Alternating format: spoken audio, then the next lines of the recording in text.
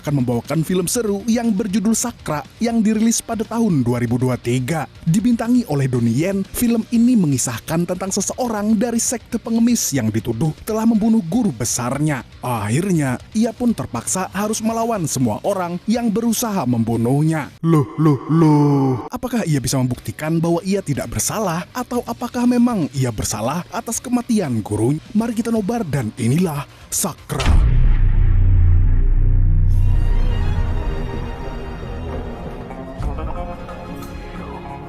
Cerita dibuka dengan memperlihatkan perjalanan kehidupan bayi yang terbuang dan ditemukan oleh kedua orang miskin yang akhirnya mengadopsinya menjadi anak mereka. Bocah itu kemudian tumbuh menjadi anak yang patuh pada orang tua. Ia juga belajar pada seorang Shaolin legendaris yang membuatnya mempelajari jurus-jurus yang tak terkalahkan pada saat ia masih kecil.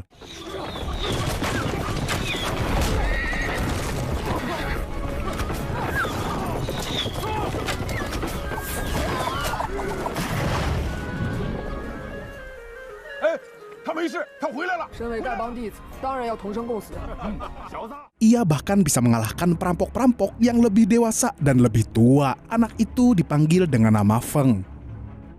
Beberapa tahun kemudian, kita diperlihatkan dengan seorang perampok yang datang dengan membawa sebuah gerobak budak. Karena lapar, sekelompok perampok memutuskan untuk singgah dan memesan seonggok cireng. Ternyata di sana sudah ada Feng yang mengetahui bahwa mereka baru saja menculik seorang pangeran. Seperti protagonis-protagonis kita di film nobar, Feng memutuskan untuk menyelamatkan pangeran itu.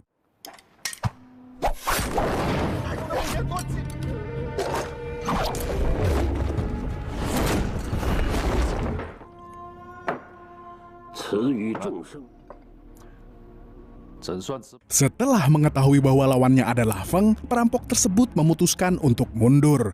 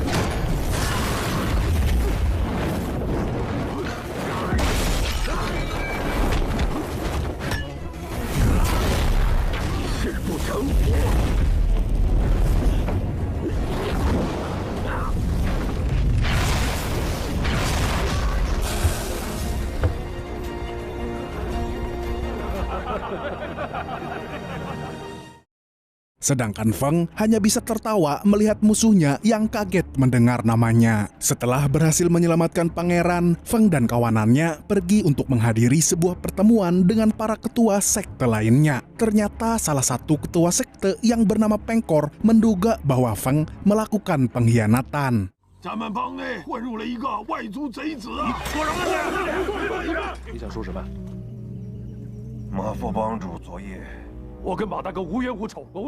Feng dituduh membunuh salah satu kakak tertua dari sektenya.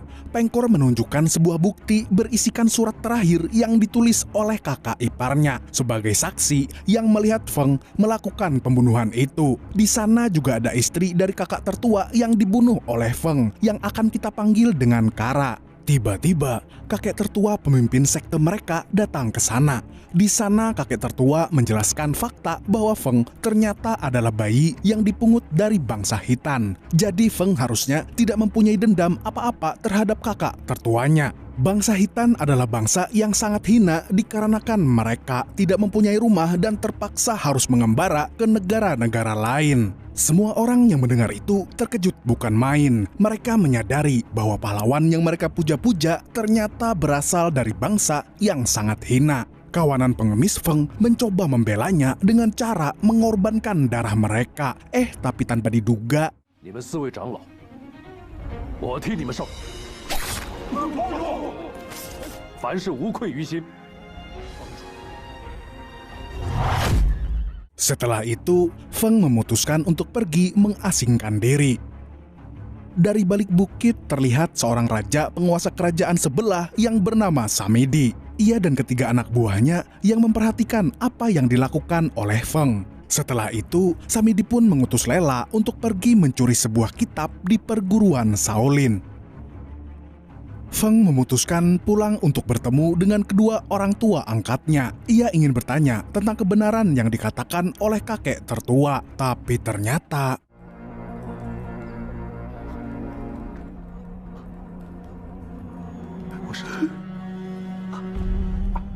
ya, seperti yang kita tahu ya, layaknya sinetron, kedua orang tua Feng yang sekarat tidak sempat menyelesaikan kata-kata mereka sebelum meninggal. Belum lama ia melihat kedua orang tuanya, Feng didatangi oleh dua biksu yang tiba-tiba menuduhnya telah membunuh kedua orang tuanya. Kedua biksu itu juga mengatakan bahwa Feng adalah bangsa Hitan, yang berarti kabar bahwa ia berasal dari bangsa yang hina sudah tersebar ke penjuru kota.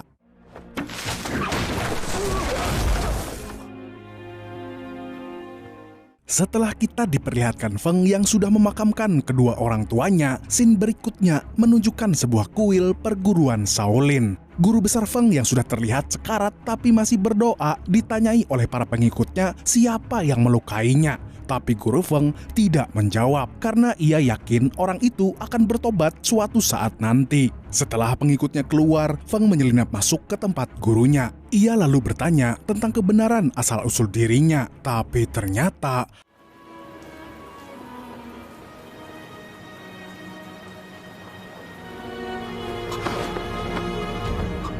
gurunya sudah meninggal duluan. Dan tanpa ia tahu, Feng pun dikejar oleh semua anggota perguruan Shaolinnya. Tapi pada saat ia ingin kabur, Feng malah bertemu dengan seorang pencuri yang mencoba mengambil kitab perguruannya. Pencuri itu memakai jurus penyamaran untuk menjadi salah satu murid Shaolin di sana. Feng yang mengira bahwa pencuri itu adalah dalang dari orang yang memfitnahnya, terpaksa memilih untuk menyelamatkan pencuri itu. Melihat bahwa pencuri tersebut adalah perempuan yang ternyata adalah Lela, Feng memutuskan untuk kabur.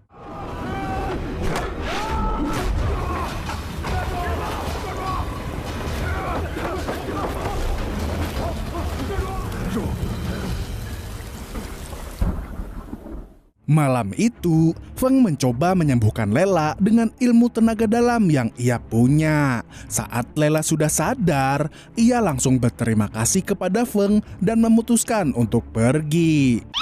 Kayaknya kok aneh ya. Tapi ternyata luka yang dialami Lela lebih dalam daripada yang mereka kira. Feng pun memutuskan untuk bertanggung jawab pada luka yang dialami oleh Lela. Dan beberapa saat kemudian, ia mengambilkan Lela baju untuk dipakai dan bakpao untuk dimakan. Di perjalanan mereka berdua, keadaan Lela makin memburuk karena luka yang ia terima. Feng yang melihat itu menyadari bahwa ilmunya tidak dapat menyembuhkan Lela sepenuhnya.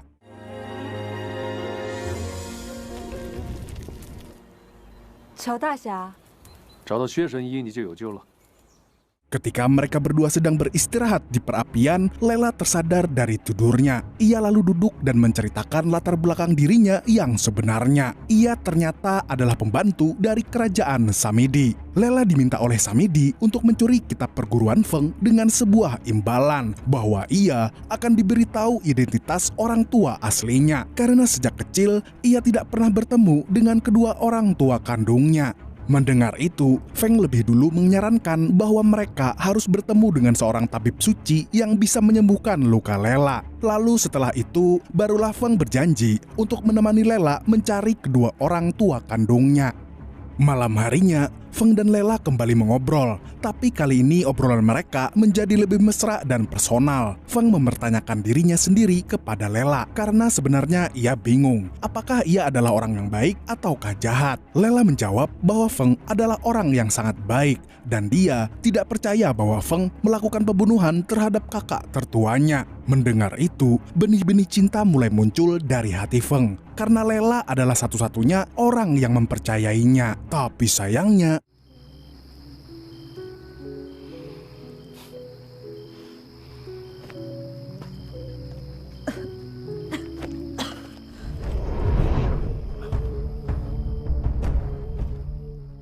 Feng memutuskan untuk membawa Lela ke tempat tabib suci, yang dimana tempat itu sendiri lagi ditongkrongin oleh seluruh anggota sektenya yang lama. Melihat bahwa Feng datang pada mereka, mereka pun langsung menyiapkan semua peralatan perang untuk menyambutnya. Di sana sudah ada Pengkor dan Kara, yang lagi-lagi ingin membalaskan perbuatan Feng terhadap kakak tertuanya. Tapi melihat Feng yang datang dengan damai, tabib suci datang lalu menawarkan bantuannya. Karena ia adalah tabib sejati yang mengobati semua orang yang terluka tanpa terkecuali. Namun tabib suci memberikan Feng syarat bahwa jika ia mau Lela disembuhkan, ia harus menukarkannya dengan nyawanya sendiri. Feng yang mendengar itu mengiyakan permintaan tabib suci. 能为一位莫逆之交，他的命，我帮你了。 Setelah menidurkan Lela di tempat tabib suci, Feng pun mengadakan sebuah ritual untuk mengakhiri hidupnya. Ia meminta agar semua orang terdekatnya meminum alkihil alias arak bersamanya sebelum ia mati. Kara memutuskan untuk minum duluan dikarenakan ia salut dengan pengorbanan Feng yang berani mati demi seorang wanita. Disusul Pengkor yang masih tidak pernah menduga bahwa Feng berani membunuh kakak tertuanya sendiri. Dan yang terakhir adalah para petinggi sekte pengemis yang sudah ia anggap layaknya saudara karena sudah berjuang bersamanya selama ini. 仍然可以做好兄弟。 Setelah itu ternyata ada seorang pendekar songong yang sok-sokan menganggap dirinya adalah teman baik dari Feng. Sedangkan Feng sendiri bingung siapa pendekar songong itu. 你不配！我跟你说， Melihat kekerasan yang dilakukan oleh Feng, semua anggota sekte pun menyerangnya.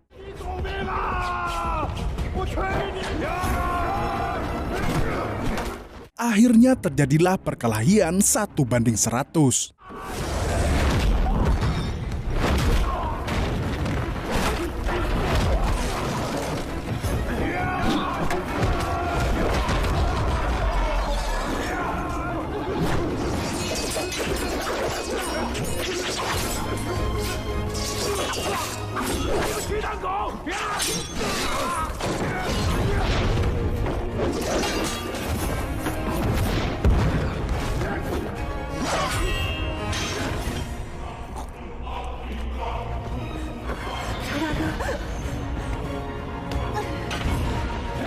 Di sana karena tahu bahwa ia secara resmi sudah membunuh identitasnya sebagai pahlawan, Feng menghabisi semua anggota sektenya satu persatu dengan brutal dan tanpa ampun. Ia juga memutuskan untuk melawan mantan teman seperjuangannya karena mereka ikut andil untuk menghajarnya.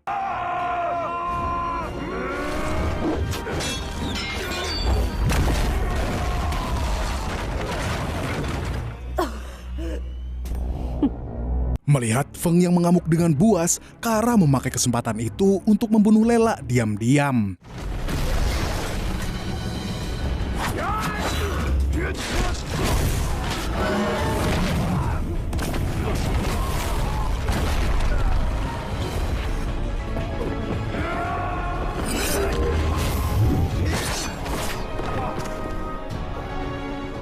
Tapi untungnya, Lela berhasil diselamatkan oleh tabib suci karena tabib suci sudah terlanjur berjanji pada Feng untuk menyembuhkan penyakit dan menjaga Lela. Tapi ternyata...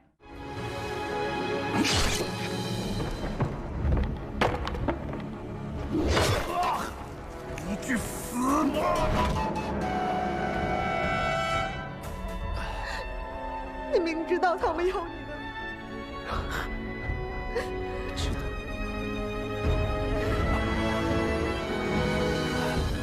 Setelah menerima luka dari tusukan tabib suci, Feng tidak bisa menggunakan jurus andalannya lagi. Tetapi semangatnya untuk melindungi Lela membuatnya tidak gentar untuk masih menghabisi musuh-musuhnya.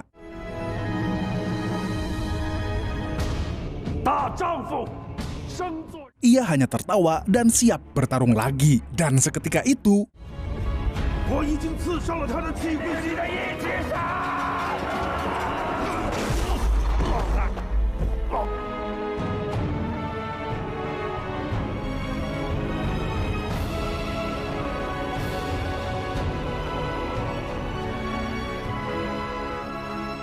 Feng yang tidak sadarkan diri karena luka-luka yang dialaminya diculik oleh orang misterius itu, sementara Lela diambil oleh tabib agar segera diobati. Di sisi lain, kita diperlihatkan dengan Samidi yang senang karena mengetahui bahwa rencana yang ia susun berjalan dengan sempurna. Feng menjadi bom waktu untuk sektenya sendiri karena ia berhasil dan membuat mereka luka-luka. Samidi pun bersiap untuk memulai perang agar ia bisa menguasai wilayah sekte Feng. Kemudian, kita diperlihatkan dengan Lela yang sudah sembuh karena diobati oleh tabib suci. Ia tidak diperbolehkan untuk pergi dari tempat tabib suci itu, karena Lela sudah terhitung berhutang nyawa kepada sang tabib. Ia pun sedih karena ia khawatir dengan keadaan Feng yang saat itu menghilang tanpa jejak. Akhirnya kita diperlihatkan dengan keadaan Feng yang sekarang sudah sehat walafiat. Alhamdulillah. Ternyata ia diobati oleh sesosok pria misterius. Tapi ketika Feng bertanya tentang identitas aslinya, ia tidak menjawab. Pria itu tiba-tiba mengatakan bahwa orang tua Feng adalah orang yang baik. Mendengar itu, Feng langsung menanyakan kejelasan tentang kedua orang tua kandungnya. Tapi layaknya orang misterius pada umumnya,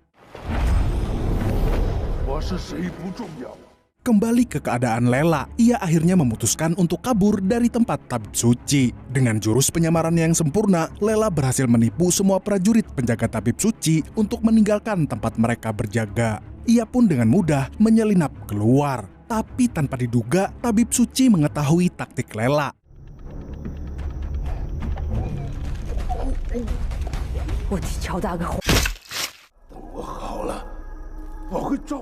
Tapi karena Lela sudah menduga apa yang diduga oleh tabib suci, Lela pun memutuskan untuk membungkam kakek tua itu dengan cara membunuh dan membakar kuilnya. Lela pun resmi bersertifikat menjadi pemudi yang kualat.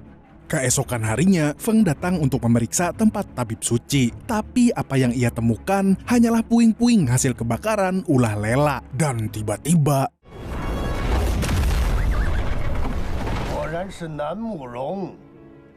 Samidi datang untuk membujuk Feng agar berjuang bersamanya, agar ia bisa mengalahkan semua orang yang tidak percaya kepadanya. Tapi Feng menolak tawaran itu, karena ia tahu Samidi bukanlah orang yang baik. Feng pun pergi meninggalkannya.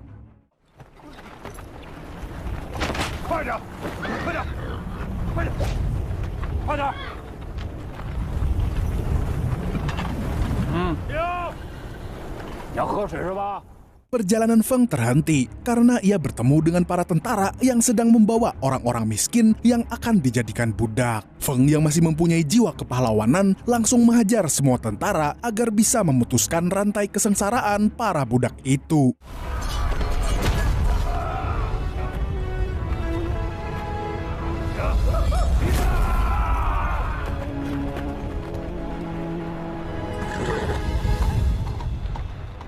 Di sana Samidi yang melihat aksi Feng yang baru saja membunuh semua tentaranya dengan mudah memutuskan untuk kabur. Karena ia tahu bahwa Feng masih mempunyai jiwa kepahlawanan sehingga tidak bisa dihasut untuk memihak kepadanya. Beberapa saat kemudian Feng memutuskan untuk pergi ke suatu tempat di mana ia ditemukan pada saat masih bayi. Dan tiba-tiba,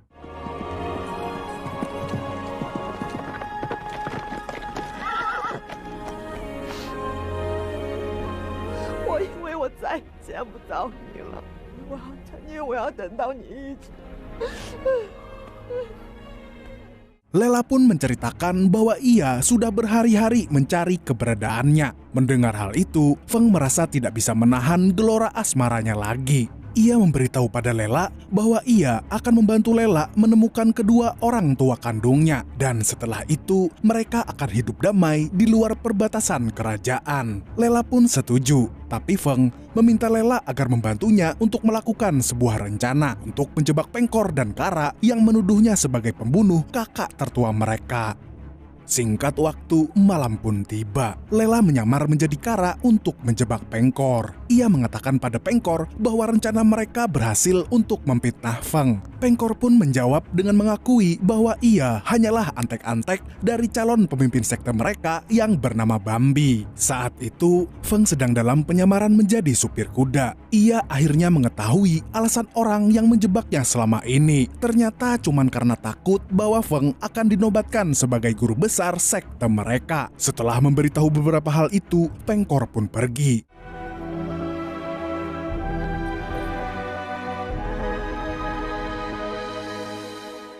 Ternyata ada udang di balik udang. Pengkor ternyata tahu bahwa ia sedang dijebak oleh Feng dan Lela. Karena setelah itu, ia bertemu dengan Kara yang asli. Mereka pun membicarakan tentang rencana mereka yang sebenarnya yang bisa dibilang kali itu berhasil. Dan ternyata Bambi bukanlah orang yang membunuh kakak tertua mereka, melainkan Kara sendiri sebagai istri. Karena ia ternyata mendapatkan KDRT dari suaminya. Di sini kita juga diperlihatkan bahwa Pengkor dan Kara ternyata mempunyai hubungan terlarang. Feng melanjutkan perjalanan mereka ke tempat Bambi untuk membalaskan dendam ke Sumatnya. Tapi sesampainya mereka di sana, mereka menemukan Bambi yang sedang cekcok bersama istri dan anaknya. Karena Bambi ternyata adalah orang yang suka berselingkuh dengan wanita lain. Anak Bambi yang bernama Lin saat itu sedang marah. Ia membuang liontinnya dan bergegas membunuh Bambi dengan serangan jarumnya. Untungnya secara tiba-tiba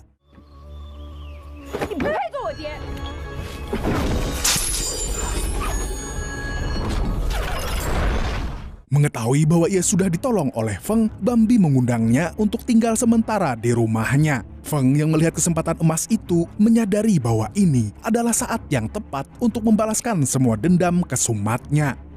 Di rumah Bambi, ia kembali adu mulut dengan istrinya.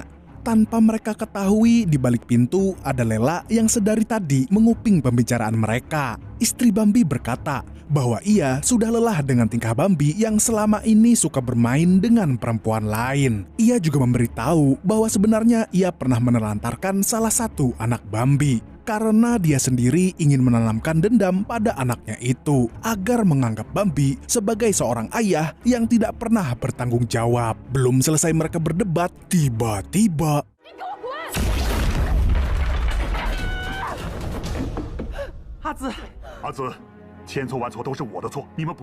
di saat yang bersamaan, Lela sadar bahwa ia adalah anak yang ditelantarkan oleh Bambi dan istrinya. Karena ternyata liontin yang ia pakai sama dengan liontin milik Lin yang ia pungut. Tapi karena belum siap untuk mengatakannya, ia pun memutuskan untuk pergi meninggalkan kedua orang tua kandungnya itu.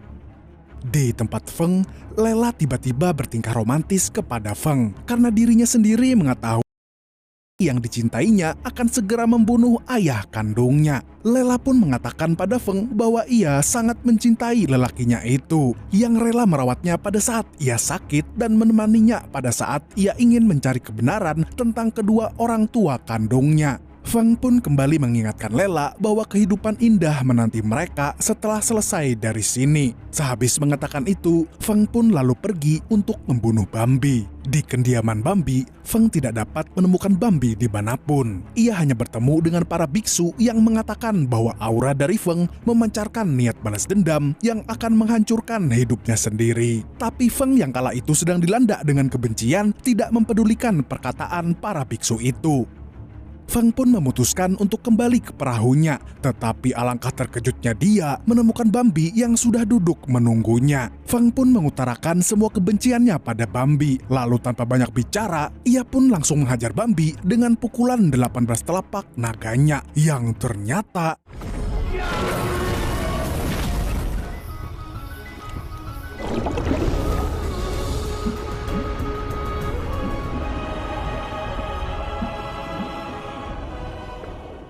saat itu Feng akhirnya sadar bahwa apa yang ia lakukan hanyalah sia-sia, karena itu pada akhirnya mengakibatkan orang-orang yang ia sayangi terbunuh oleh tangannya sendiri. Setelah membawa pulang mayat Lela pada kedua orang tua kandungnya, Feng diceritakan oleh Bambi tentang kebenaran dari apa yang ia ketahui. Ternyata Bambi juga difitnah oleh Pengkor dan Kara, yang saat itu diketahui bekerja sama dengan Samidi untuk menggulingkan sekte mereka. Bambi bahkan mengakui bahwa ia tidak pernah membuat surat sebagai saksi kematian kakak tertua mereka. Mendengar hal tersebut, Feng bergegas ke tempat Pengkor dan Kara berada. Setelah sampai di tempat Pengkor dan Kara, Feng memberitahu semua yang ia ketahui kepada Pengkor. Ia juga menyatakan rasa kecewanya kepada Pengkor karena bersekutu dengan Samidi yang sudah terkenal jahat. Dan tiba-tiba...马大元，我14岁。 Lin yang datang memberikan salam hangat kepada Kara yang mengakibatkan kematian kakaknya itu dengan cara menuangkan minyak panas ke wajah Kara. Belum sempat Feng dan Lin menyiksa kedua orang itu, tiba-tiba dari luar terdengar banyak prajurit yang datang. Pengkor yang mengetahui bahwa Samidi datang untuk menyelamatkannya kabur meminta perlindungan pada Samidi. Tapi ternyata...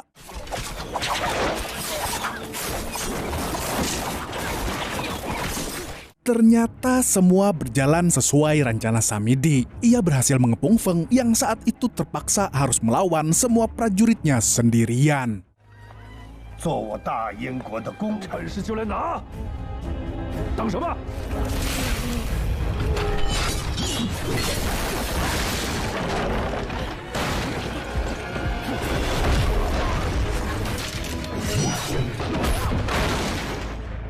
走啊！ 我是来帮你的。 Tapi tanpa Samidi tahu, Feng diberikan sebuah pedang oleh Lin. Pedang tersebut adalah pedang dari Bambi yang sudah terkenal sebagai pedang yang berhasil membantai ribuan orang.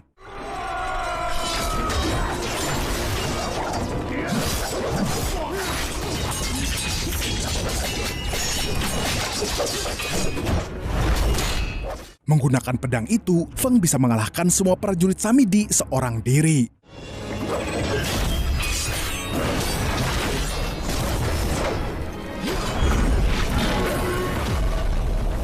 Setelah itu, barulah kita disuguhkan dengan pertarungan hidup dan mati antara Samidi dan Feng. Pertarungan mereka berdua berlangsung sangat intens karena sesampainya ia di suatu wilayah peperangan, Feng diperlihatkan dengan pemandangan yang sangat mengerikan, di mana semua mantan sekte pengemisnya berhasil dibunuh dan digantung oleh Samidi dan prajuritnya. 是一直都有做英雄的执念吗？ Ternyata Samidi menguasai jurus yang bisa melawan 18 telapak naga milik Feng. 方可成。那这执念是对还是错？ Tapi dengan kekuatan kenang-kenangan semua orang yang mendukungnya, Feng berhasil membuka jurus terakhirnya yang bisa membuat Samidi tertotok tak berdaya.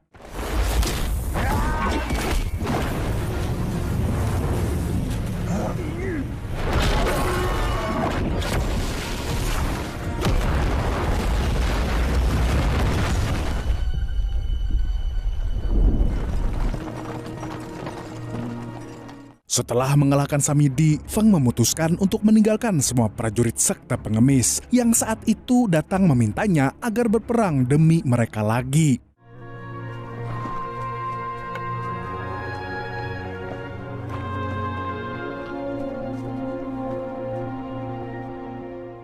Film pun ditutup dengan memperlihatkan Feng yang sekarang sudah tinggal di perbatasan kerajaan. Ia hidup damai bersama kuburan Lela yang ia makamkan di tempat itu. Kita pun diperlihatkan imajinasi Feng yang membayangkan dirinya dan Lela hidup bahagia sambil mengiring domba. Tamat.